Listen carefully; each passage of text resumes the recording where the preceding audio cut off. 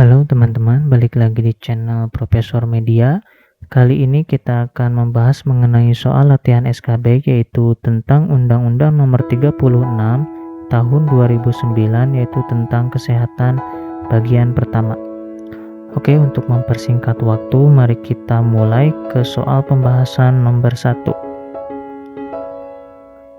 Soal nomor 1, keadaan sehat baik secara fisik, mental, spiritual maupun sosial yang memungkinkan setiap orang untuk hidup produktif secara sosial dan ekonomi menurut Undang-Undang Nomor 36 Tahun 2009 adalah pengertian dari A. Keperawatan, B. Asuhan keperawatan, C. Kesehatan, D. Sumber daya di bidang kesehatan, atau E. Pelayanan medis. Jawabannya itu C. Kesehatan. Jadi pada bab 1 ketentuan umum, pada pasal 1 itu disebutkan bahwa kesehatan itu merupakan keadaan sehat baik secara fisik, mental, spiritual maupun sosial yang memungkinkan setiap orang itu untuk hidup produktif secara sosial dan ekonomis. Soal nomor 2, bahan atau ramuan bahan berupa bahan tumbuhan, bahan hewan, bahan mineral, sediaan sarian atau galenik, atau campuran dari bahan tersebut yang secara turun-temurun telah digunakan untuk pengobatan dan dapat diterapkan sesuai dengan norma yang berlaku di masyarakat menurut Undang-Undang Nomor 36 Tahun 2009 adalah pengertian dari A. Keperawatan, B. Kesehatan, C. Obat tradisional, D. Obat, atau E. Pelayanan medis. Jawabannya itu C. Obat tradisional.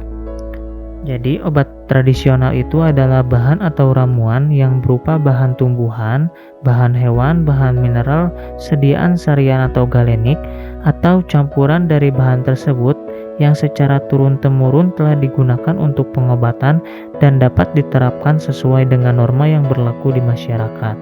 Jadi jawabannya itu C. Soal nomor 3, menurut Undang-Undang Nomor 36 Tahun 2009, pembangunan kesehatan diselenggarakan dengan berasaskan pada kecuali A. Perikemanusiaan, B. Manfaat, C. Keadilan, D. Etika dan profesionalitas, atau E. Norma-norma agama. Jawabannya itu D.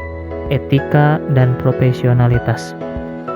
Jadi pada bab 2 itu membahas mengenai asas dan tujuan. Pasal 2 menyebutkan bahwa pembangunan kesehatan itu diselenggarakan dengan berasaskan perikemanusiaan, keseimbangan, manfaat, perlindungan, penghormatan terhadap hak dan kewajiban, keadilan, gender dan non-diskriminatif, dan norma-norma agama. Jadi, yang bukan merupakan asas dari pembangunan kesehatan itu adalah etika dan profesionalitas. Jadi jawabannya D. Soal nomor 4, menurut Undang-Undang Nomor 36 Tahun 2009, tujuan dari pembangunan kesehatan adalah kecuali A. Meningkatkan kesadaran, kemauan, dan kemampuan hidup sehat bagi setiap orang, kemudian terwujudnya derajat kesehatan yang setinggi-tingginya, dan meningkatkan mutu pelayanan kesehatan. B. Terwujudnya derajat kesehatan yang setinggi-tingginya dan investasi bagi pembangunan SDM yang produktif secara sosial dan ekonomi. C. Meningkatkan mutu pelayanan kesehatan dan meningkatkan sarana dan prasarana di bidang kesehatan. D. Meningkatkan kesadaran, kemauan, dan kemampuan hidup sehat bagi setiap orang, meningkatkan mutu pelayanan kesehatan dan meningkatkan sarana dan prasarana di bidang kesehatan, atau E. Terwujudnya derajat kesehatan yang setinggi-tingginya dan meningkatkan sarana dan prasarana di bidang kesehatan. Jawabannya itu C. Meningkatkan mutu pelayanan kesehatan dan meningkatkan sarana dan prasarana di bidang kesehatan. Pada pasal 3 itu disebutkan bahwa pembangunan kesehatan bertujuan untuk meningkatkan kesadaran, kemauan, dan kemampuan hidup sehat bagi setiap orang, kemudian terwujudnya derajat kesehatan masyarakat yang setinggi-tingginya, kemudian sebagai investasi bagi pembangunan sumber daya manusia yang produktif secara sosial dan ekonomis. Jadi yang bukan merupakan tujuan dari pembangunan kesehatan itu adalah C. Meningkatkan mutu pelayanan kesehatan dan meningkatkan sarana dan prasarana di bidang kesehatan. Soal nomor 5, menurut Undang-Undang Nomor 36 Tahun 2009, hal yang perlu diperhatikan oleh pemerintah dalam pengadaan dan pendayagunaan tenaga kesehatan adalah A. Jenis pelayanan kesehatan yang dibutuhkan masyarakat, jumlah sarana pelayanan kesehatan, dan jumlah tenaga kesehatan yang sesuai dengan beban kerja pelayanan kesehatan yang ada. Kemudian B. Jumlah sarana pelayanan kesehatan dan jumlah penduduk dalam wilayah tersebut. C. Jumlah tenaga kesehatan sesuai dengan beban kerja pelayanan kesehatan yang ada dan jumlah fasilitas pelayanan kesehatan yang tidak beroperasi. D. Jenis pelayanan kesehatan yang dibutuhkan masyarakat, jumlah tenaga kesehatan yang sesuai dengan beban kerja pelayanan kesehatan yang ada, dan jumlah fasilitas pelayanan kesehatan yang tidak beroperasi, atau E. Jumlah sarana pelayanan kesehatan dan jumlah fasilitas pelayanan kesehatan yang tidak beroperasi. Jawabannya itu A. Jenis pelayanan kesehatan yang dibutuhkan masyarakat, jumlah sarana pelayanan kesehatan, dan jumlah tenaga kesehatan yang sesuai dengan beban kerja pelayanan kesehatan yang ada. Jadi, pengadaan dan pendayagunaan kesehatan tenaga kesehatan itu dilakukan dengan memperhatikan 3 hal. Yang pertama, jenis pelayanan kesehatan yang dibutuhkan masyarakat, kemudian jumlah sarana pelayanan kesehatan, dan jumlah tenaga kesehatan sesuai dengan beban kerja pelayanan kesehatan yang ada.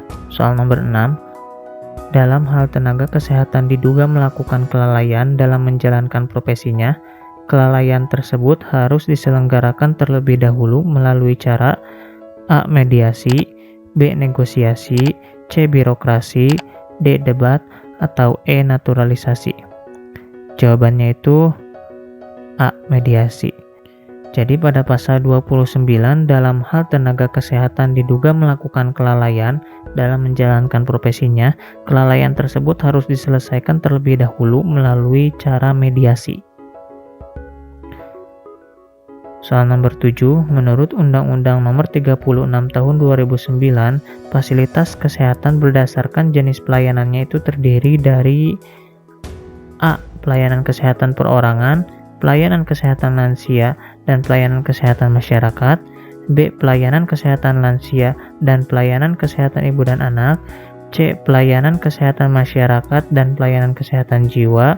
D. Pelayanan kesehatan perorangan dan pelayanan kesehatan masyarakat, atau E. Pelayanan kesehatan lansia dan pelayanan kesehatan jiwa. Jawabannya itu D. Pelayanan kesehatan perorangan dan pelayanan kesehatan masyarakat. Jadi pada pasal 30 itu disebutkan bahwa fasilitas pelayanan kesehatan itu menurut jenisnya memiliki 2 jenis. Yang pertama itu pelayanan kesehatan perorangan dan yang kedua itu pelayanan kesehatan masyarakat. Jadi jawabannya itu D. Soal nomor 8, siapakah yang berwenang untuk menentukan jumlah dan jenis fasilitas pelayanan kesehatan serta pemberian izin beroperasi di daerahnya? A. Menteri yang membidangi kesehatan, B. Pemerintah pusat, C. Pemerintah daerah, D. Ormas, atau E. Ditjen Pajak. Jawabannya C. Pemerintah daerah. Jadi pada pasal 35 itu disebutkan bahwa pemerintah daerah dapat menentukan jumlah dan jenis fasilitas pelayanan kesehatan serta pemberian izin beroperasi di daerahnya. Jadi jawabannya C. Pemerintah daerah. Soal nomor 9, penentuan jumlah dan jenis fasilitas pelayanan kesehatan adalah kecuali A. Luas wilayah dan kebutuhan kesehatan, B. Luas wilayah, kebutuhan kesehatan dan jumlah dan persebaran penduduk, C. Kebutuhan kesehatan dan pola penyakit, D. Pola penyakit, atau E. Status sosial masyarakat. Jawabannya itu E. Status sosial masyarakat.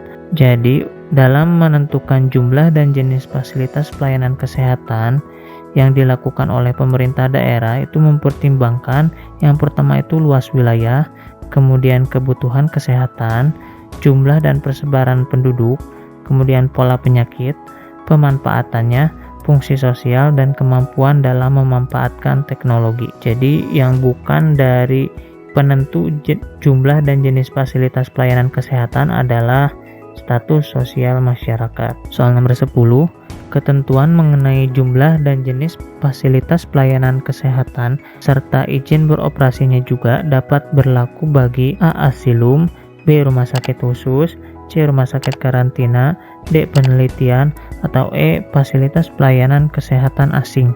Jawabannya itu E. Fasilitas pelayanan kesehatan asing. Jadi, ketentuan mengenai jumlah dan jenis fasilitas pelayanan kesehatan serta pemberian izin itu berlaku juga untuk fasilitas pelayanan kesehatan asing dan tidak berlaku untuk jenis rumah sakit khusus, karantina, penelitian, dan asilum. Oke, jadi itu saja pembahasan kita kali ini. Silakan teman-teman untuk share video ini jika dinilai video ini bermanfaat. Salam hangat dan terima kasih.